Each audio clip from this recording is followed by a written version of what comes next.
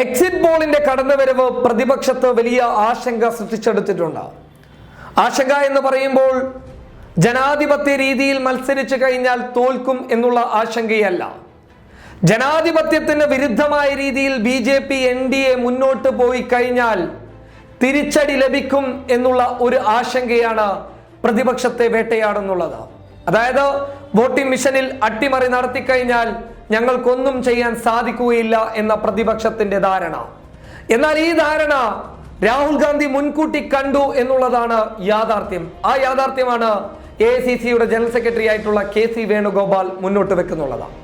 രാഹുൽ ഗാന്ധി ഈ യാഥാർത്ഥ്യത്തെ മുന്നിൽ കണ്ടുകൊണ്ട് തന്നെ പല മണ്ഡലങ്ങളിലും അഭിഭാഷക സംഘത്തെ നിയോഗിച്ചിട്ടുണ്ട്. എന്ന് മാത്രമല്ല, ഇങ്ങനെയൊരു വിവരം അവരുടെ മുന്നിൽ ലഭിച്ചു കഴിഞ്ഞാൽ ഉടൻ തന്നെ കോടതിയെ ഈ വിവരം അറിയിക്കാനുള്ള എല്ലാ തയ്യാറെടുപ്പും രാഹുൽ ഗാന്ധി മുൻകൂട്ടി നടത്തിയിട്ടുണ്ട്. നിർണായക നീക്കം നടത്തിയത് കൊണ്ട് തന്നെ ചില രീതിയിൽ ഇത്തരം തട്ടിപ്പുകളെ, വോട്ടിംഗ് മിഷനുകളിലെ അട്ടിമറികളെ തടയാൻ സാധിക്കുമെന്നുള്ള പ്രതിപക്ഷത്ത് ഒരു വിശ്വാസമുണ്ട്. അത് രാഹുൽ ഗാന്ധിയുടെ നീക്കത്തിന്റെ ഫലമായി ലഭിച്ച ഒരു വലിയ ആശ്വാസമാണ്. എന്നാൽ പോലും ബീഹാറിലും ഉത്തർപ്രദേശിലെ ചന്ദൌലിയിലും നിലവിൽ വോട്ടിംഗ് മിഷനുകളിൽ അട്ടിമറി നടത്താനുള്ള നീക്കങ്ങൾ നടന്നിട്ടുണ്ട് എന്നുള്ള യാഥാർത്ഥ്യമാണ് നമുക്കിടയിലേക്ക് കടന്നു വന്നിട്ടുള്ളത്.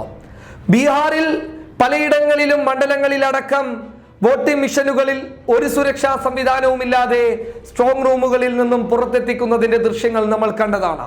അതോടൊപ്പം കേന്ദ്ര ആഭ്യന്തരമന്ത്രി രാജ്നാഥ് സിംഗിന്റെ മണ്ഡലത്തിൽ വോട്ടിംഗ് മിഷനിൽ അട്ടിമറി നടന്നിട്ടുണ്ട് എന്നുള്ളത് വ്യക്തമാക്കുന്ന ഒരു ദൃശ്യം കടന്നു വന്നിട്ടുണ്ടായിരുന്നു.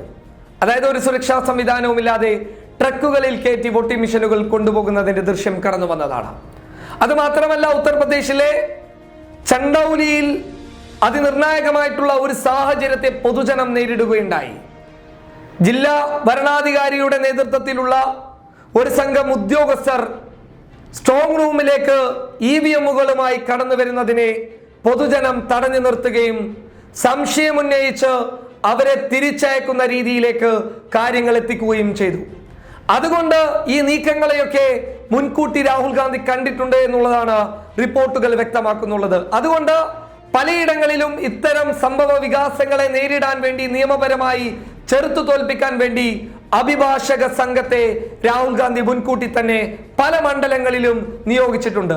കോൺഗ്രസിന് ഒരു വ്യക്തമായിട്ടുള്ള കണക്കുകൂട്ടലുകൾ ഉണ്ട് എന്നുള്ളതാണ് യാഥാർത്ഥ്യം.